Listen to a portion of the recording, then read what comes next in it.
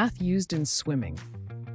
Swimming, a sport of endurance, technique, and speed, is deeply connected to mathematics for performance optimization and record-breaking feats. Let's explore the role of math in swimming. Swimming uses math in stroke efficiency. Swimmers calculate the optimal stroke length and rate using mathematical ratios to cover the maximum distance with minimal effort. Speed and acceleration. Equations of motion determine swimmers' speed, acceleration, and the time needed to complete laps, helping refine techniques. Hydrodynamics and resistance. Mathematical models analyze water resistance and body position, enabling swimmers to minimize drag and enhance performance.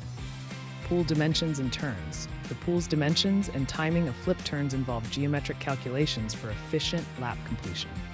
Race statistics.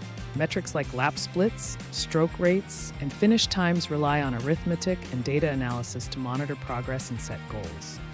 Mathematical principles applied, ratios for stroke efficiency, hydrodynamic equations for resistance reduction, geometry for pool navigation. Mathematics in swimming enhances performance and technique, making it a perfect blend of science and sport.